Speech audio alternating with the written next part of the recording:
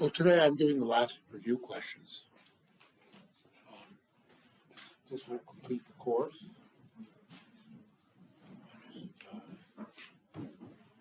Second.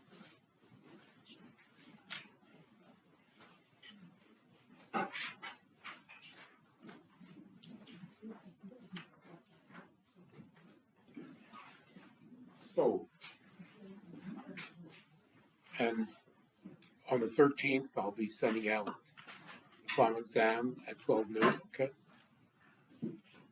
So, picking this up, I'm dealing with the question 25. The economic expansion of Europe in the 18th century was based on African slavery. Discuss. So, in the first place, you want to mention the fact that the slave trade itself was very profitable. And then, of course, the slave plantations, the sugar and other products that were produced vast profits for European capitalists. Secondly, the the growing industries in Europe, particularly in England, but also in France, etc., they sold a lot of products to the slave plantations in the Caribbean and Latin America. They sold, in particular, textiles and iron and steel tools that were necessary to the production of these tropical products. And that also produced a lot of profit. Furthermore, the colonies along the coast, the American colonies and the maritime colonies of later Canada, they produced things like rum and grain products and dairy products and molasses, and they sold all these things to the Caribbean, and these colonists bought manufacturers from Britain and France. And so there was what historians call the triangular trade. So if you take all of this together, the slave trade, the slave plantations, the sale of manufacturers, the sale of foodstuffs from North America. This was the heart of the growing Atlantic economy, and the Atlantic economy was the heart of what we call the commercial revolution. And all of the profits were banked.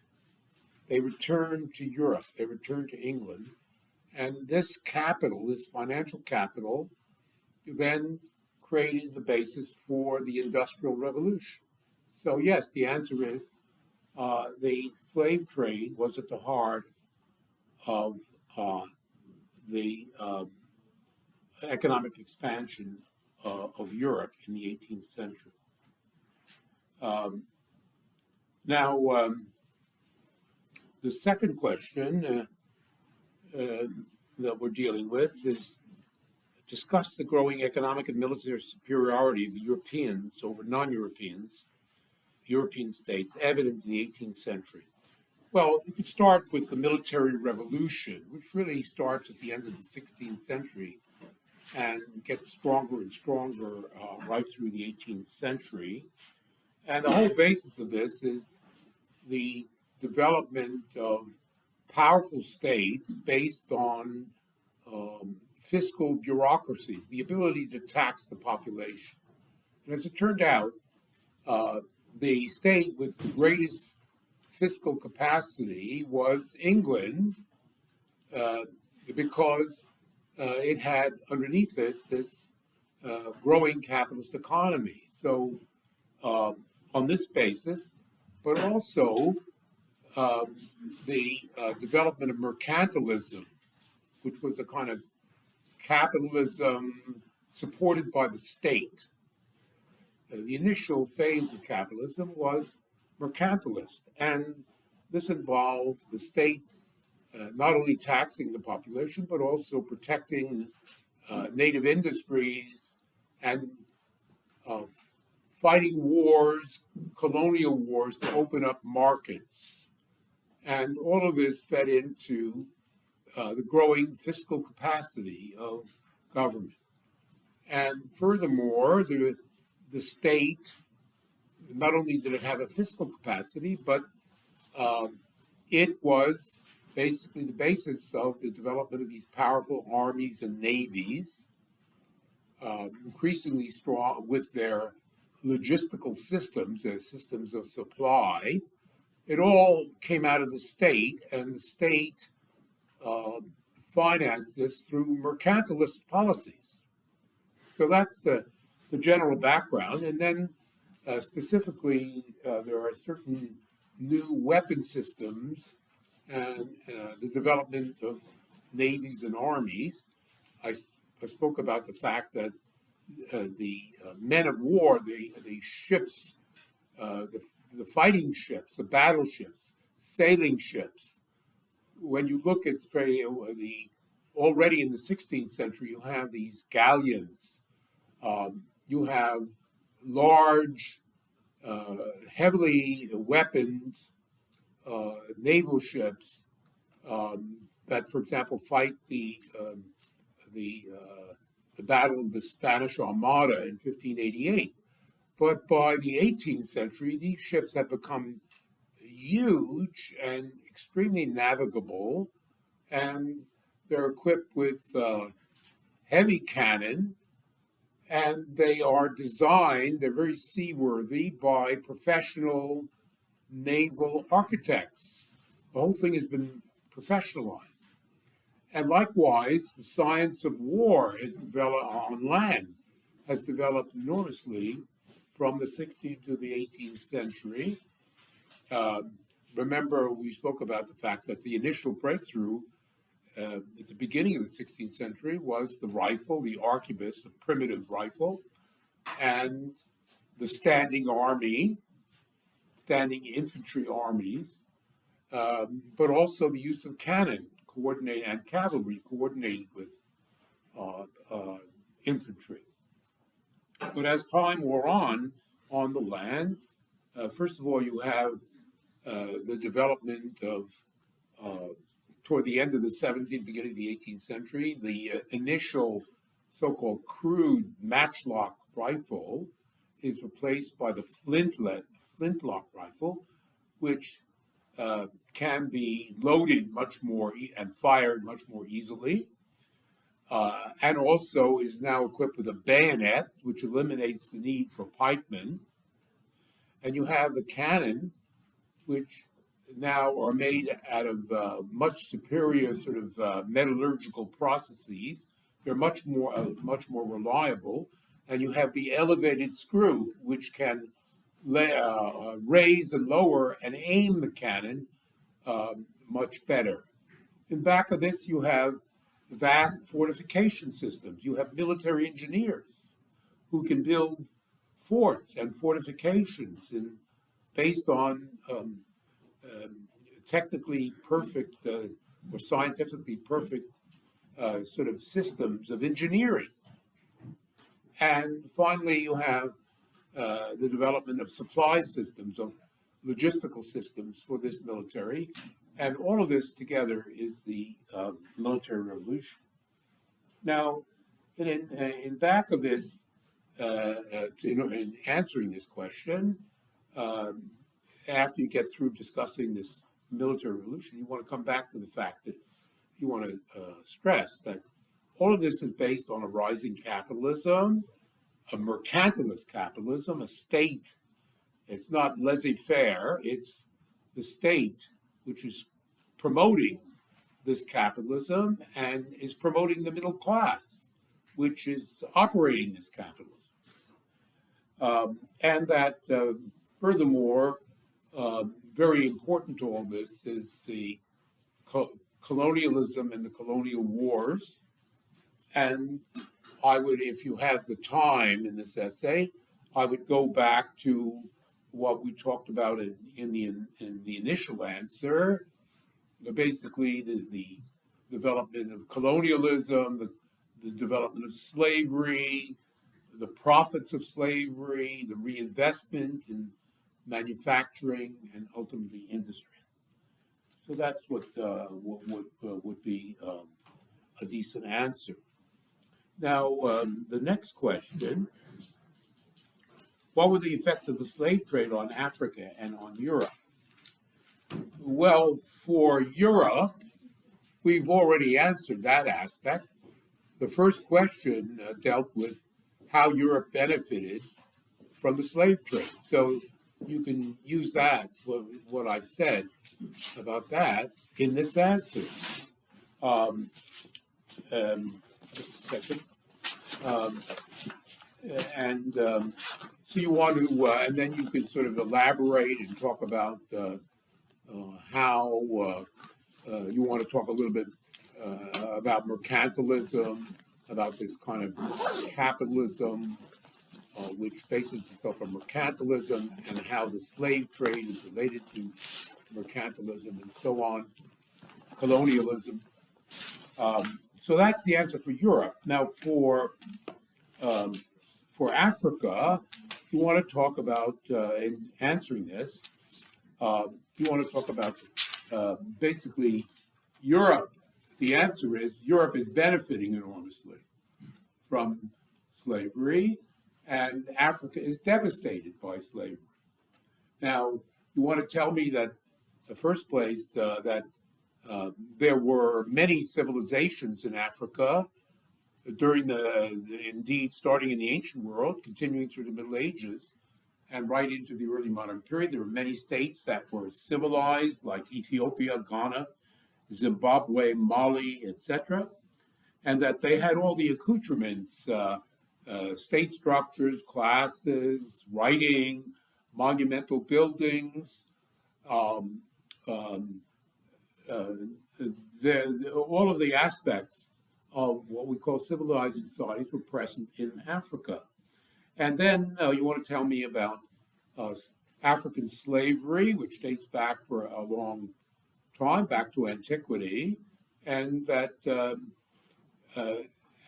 we can call the initial African slavery kind of domestic slavery based on patriarchy, based on dominant males who tended to dominate these African kingdoms. And they dominated not so much by controlling land. Land was controlled by the community. The chiefs basically allocated and reallocated land as necessary, but rather the accumulation of wealth was expressed itself through large families, including many wives and children, and also slaves who worked for the big men, for the influential men in the community. Polygamy, of course, was practiced. This slavery, obviously, it was based on capturing people in war, was not as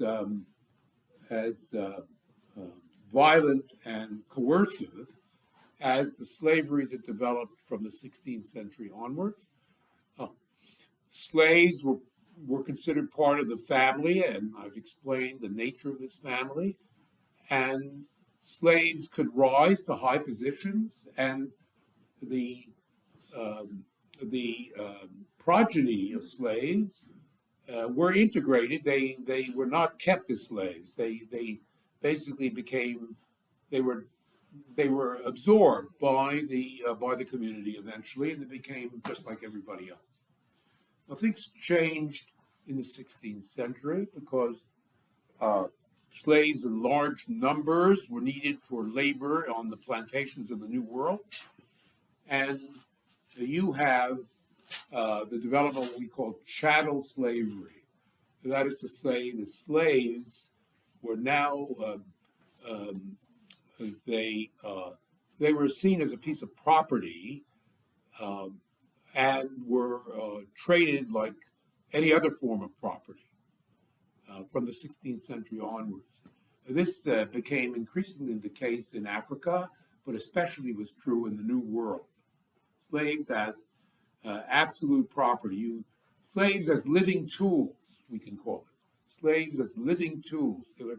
They were veritable pieces of property. And in order to and ultimately you're dealing with millions of slaves who are being captured and exported to the New World. There was a transformation in the African states. They were militarized in order to capture the slaves. The slave trade was extremely prosperous, and the result was that the kingdoms, the civilized kingdoms, became the ones that survived, and we're talking particularly about West Africa, became slave kingdoms. And they had large armies equipped with European weapons. The Europeans brought in weapons they exchanged for slaves. And so there was a militarization of these societies. And also the merchant class grew rich, the African merchant class, on this slave trade. And the consequence of all this was endemic violence in Africa, endemic violence and insecurity on the part of the populations, because at any moment they could be attacked by these armies from the slave kingdoms and taken as prisoners and sent to the New World. And so there was violence, insecurity, economic mayhem, and ultimately population loss. It's estimated that in terms of carrying out this slave trade between the 16th and 18th century, anywhere between 60 and 80 million Africans perished. And we're not even speaking about those who perished on the voyages in the slave ships carrying these slaves in chains to the New World.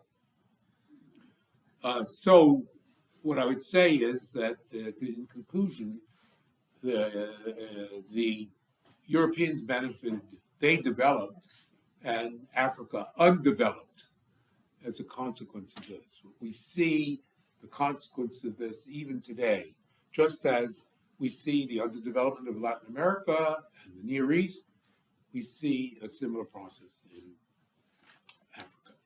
The next question. The French Revolution followed from the ideas of the Enlightenment that preceded it. So we're talking about the Enlightenment. You want to talk about the Enlightenment. I want to see what I'm doing with respect to time. I'm doing well.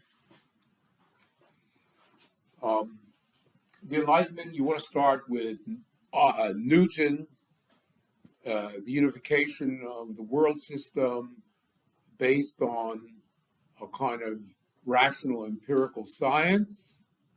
Nature operates according to the laws of reason. And then you have John Locke. John Locke basing himself on the influence of Newton is apparent. His theory of knowledge, all knowledge comes from experience.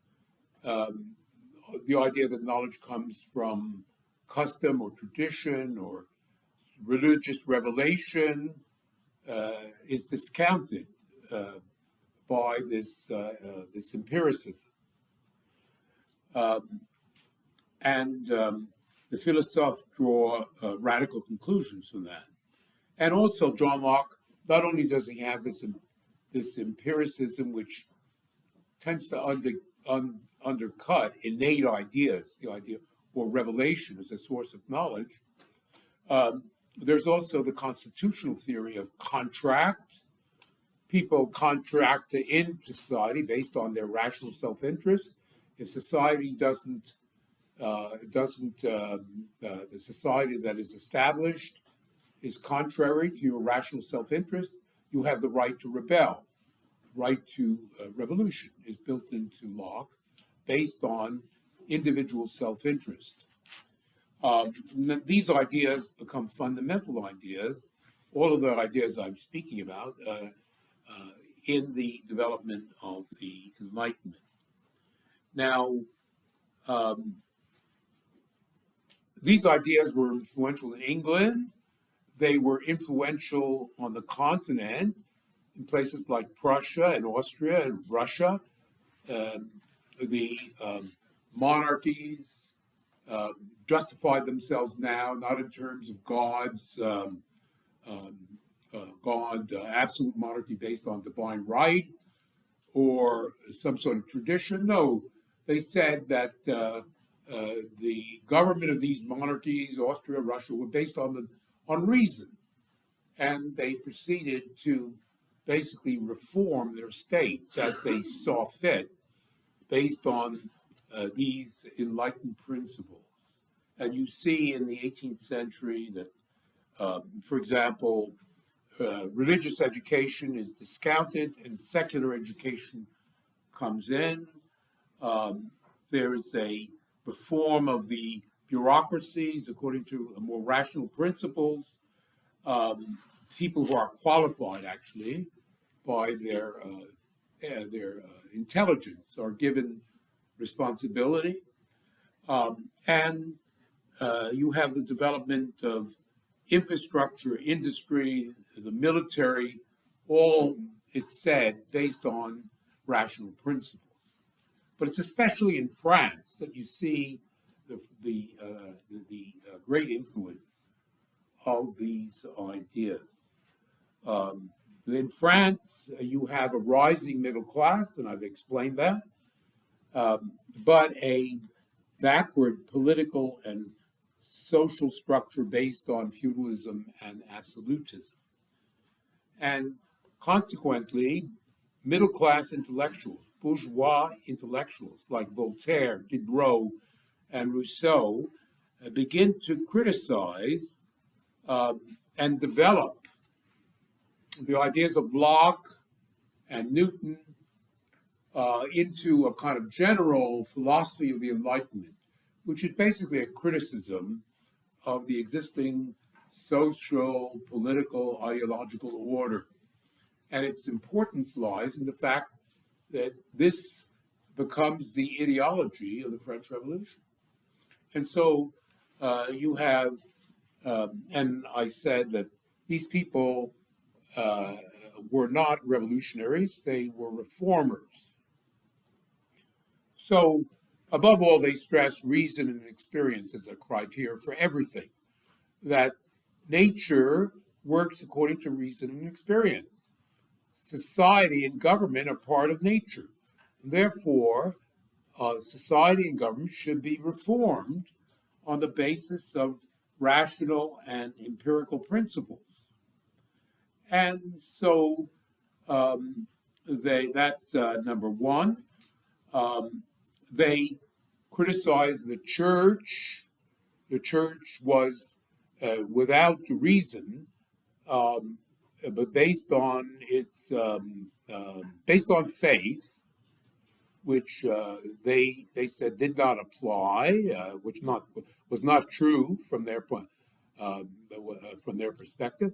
They believe many philosophers, I should say, believed in God. They did, but they said that God was rational. He didn't do miracles. God did not carry out miracles. God was a rational God. God himself had to obey the laws of nature. And so that was the most common position. There were some atheists and so on, but they weren't that common. So this attitude is called deism, a belief in a rational God. They criticized the church based on Locke. Again, they radicalized Locke's teaching. If all knowledge comes from experience, what do you make of a doctrine like original sin, which is a fundamental tenet of Christianity, Protestant and Catholic? And they basically said that original sin, it was, what is it? It's based on some biblical idea that's clearly not true, Adam and Eve. and that, in fact, human beings are good and bad according to their experience. That is to say, if the child is given proper treatment from an emotional point of view and is formed according to the principles of reason, this child is going to turn out to be a happy and rational human being. And if you kick the kid around, you maltreat the kid, and you miseducate the kid, this kid is going to become bad, evil, a criminal. And so that it's an open question. And the question is answered by society. If society itself and its institutions are rational and humane, you're going to get good people. Um, if people are treated badly, you'll get bad people. And they continued that this process is cumulative. That is to say, society potentially can get better and better. Hence, they came to the idea of progress. And in addition to that, they tried to learn from other. They said, well, look at the way the Chinese do things. Look at the way the Polynesians do things. Look at the way the Aboriginal do things. They have organized their societies in some ways in a way that's superior to the Europeans. Let's imitate them. Let's learn from them. This is known as cosmopolitanism. It was a cosmopolitan attitude. They broke away from ethnocentrism. So this, all of these ideas, harking back to the contract theory of Locke and so on, were the ideology of the Enlightenment, and these people were reformers. And when the French Revolution came, these became the common ideals of the revolution. So this was the ideology of the French Revolution. And as I explained, ideology is very important to political change. It's really the roadmap for political change.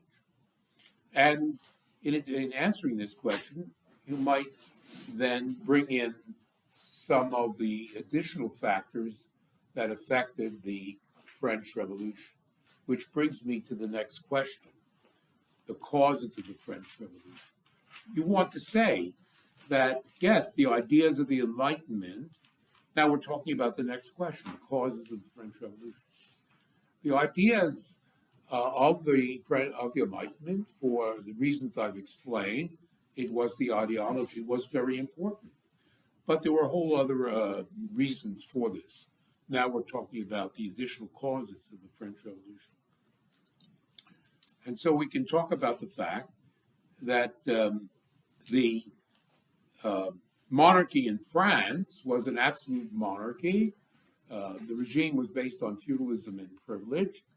And although there were some slight improvements made by the monarchy in the 18th century, the monarchy in 1789 stood more or less as it stood at the end of the reign of Louis XIV back in 1715. In other words, there was little or no reform of the French monarchy during the 18th century.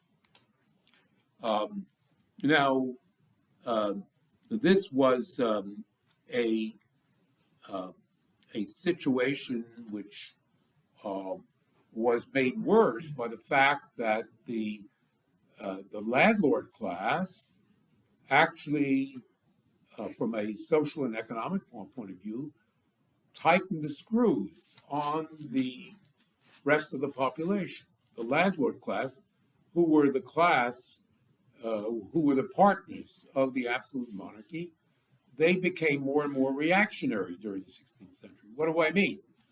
Well, I mean, in the first place, that the landlords, using the fact that the population in France was growing rapidly in the 18th century, it grew from 18 million to 28 million or 29 million in the 18th century. There was a land shortage. Most people were peasants, they needed land, and land was becoming more expensive. So they raised the rents on the landlords raised the rents on the common people. Um, and uh, Actually, the standard of living of the most of the peasantry, to say nothing about the craftsmen and the emerging working class, uh, the incomes of the peasantry and the craftsmen and workers declined in the 18th century, while the incomes of the aristocracy grew fatter as a result of these rent increases. So that was the basic contradiction.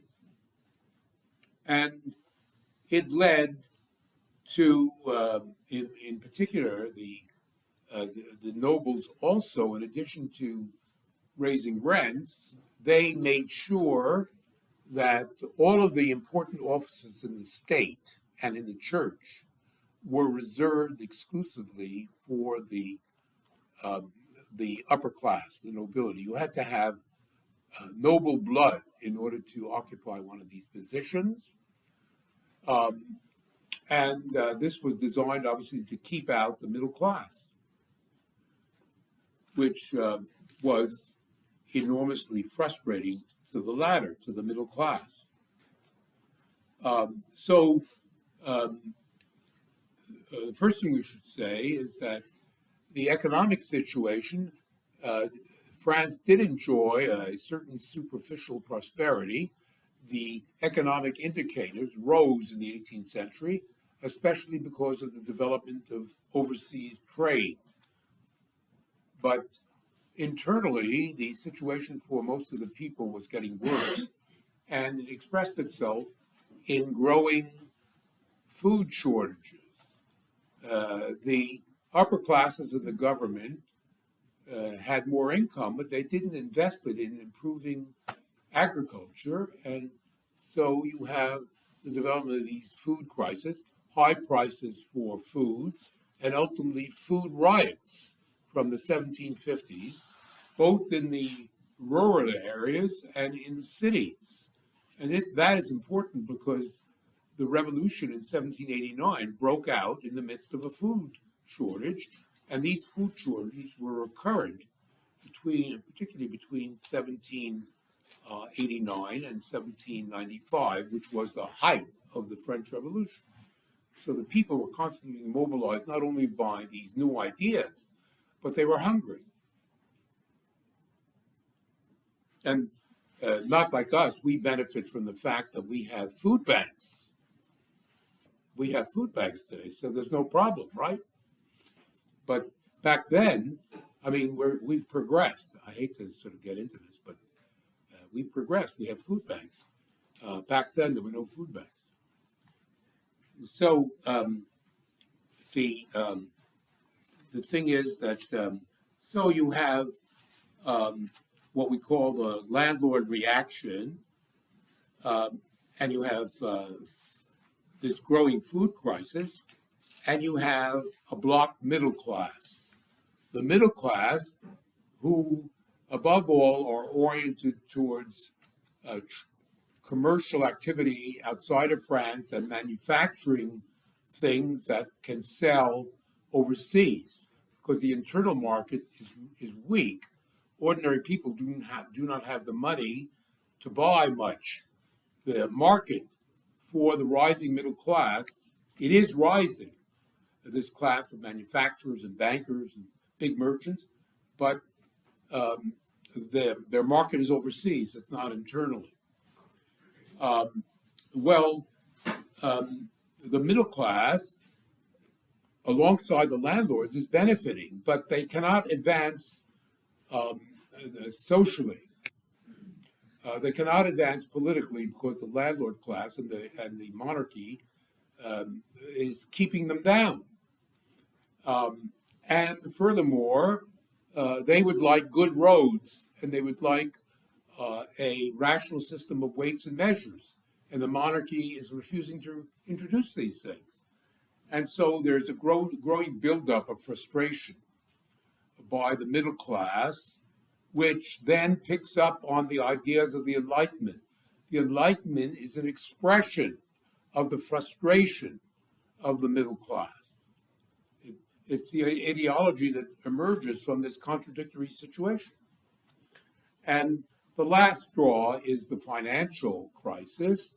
France gets involved in these big wars with the English, and by 1789, it's bankrupt. They need more money, and the poor people cannot pay. The king approaches the nobles in the church, and they refuse, and they call the States General, which sets off the revolution. That's basically that question. So then the last two items are explain what were the causes of the Industrial Revolution. That's the next question. So remember last time I explained it. First of all, what was the Industrial Revolution? The Industrial Revolution was the entry of capital into production. And it expressed itself mainly through the mechanization and concentration of industry.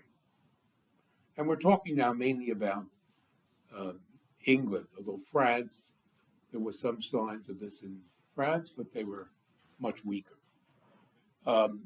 So the entry of capital into production, the mechanization and concentration of industry, and I explained the Industrial Revolution in terms of 4 revolutions and 1 counter-revolution. In the first place, I talked about the political revolution. And here you want to talk about the fact that in England, you had a revolution 1640 to 1660, 1688. And the result of that was the establishment of a constitutional monarchy. The parliament now controlled the finances. And the superstructure of society was reformed in terms of advancing capitalist principles. And so you have absolute property rights, you have the establishment of a national bank, you have the establishment of a sound currency. The English pound comes into existence at this time. You have the establishment of a whole series of joint stock companies. You have the apparatus of a capitalist system following from this political revolution. And indeed, the government continues to interfere in a sense in mercantilist terms. Laissez-faire only comes in after the French Revolution. The government is deeply involved and is protecting the development of English capitalism.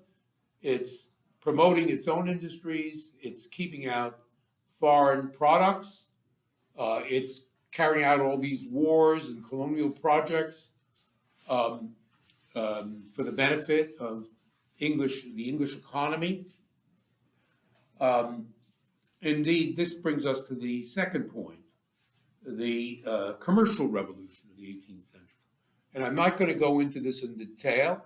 What you need to do with this is to hark back to the answers I gave earlier about the slavery, about the sort of Atlantic commercial revolution. All of those items, which I mentioned in the previous questions, draw out of those an answer or sort of elaborate the idea of a commercial revolution. So you have a political revolution, you have a commercial revolution, you have a scientific and technical revolution. Here you want to refer to Newton, you want to refer to the Royal Society, which institutionalizes science, is very interested in technological change, and you want to talk about the fact that ordinary mechanics and craftsmen, they learn Newton. They learn about the basic principles of the scientific revolution. They begin to apply them in terms of the development of a technological and scientific sort of common culture in England in the 18th century. So you have political revolution, commercial revolution, scientific and technical revolution, and you have finally a revolution in agriculture. The capital that's accumulated, part of it goes into factories, but a lot of it is also invested in the land.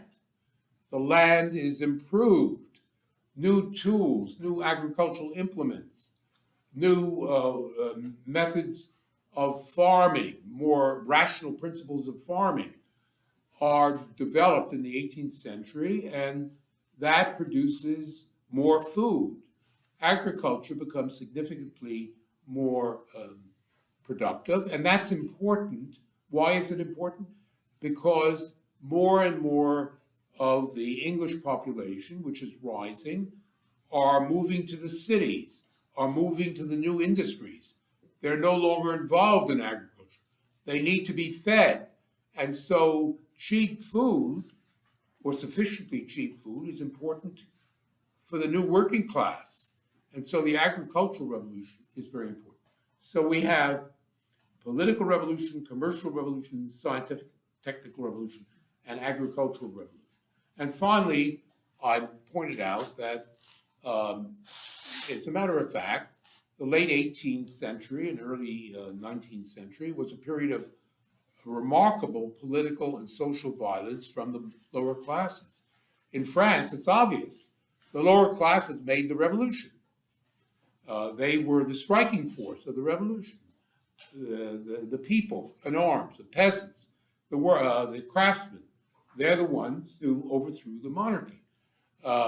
And this expressed the fact that especially the workers and craftsmen had developed a high degree of sort of independence.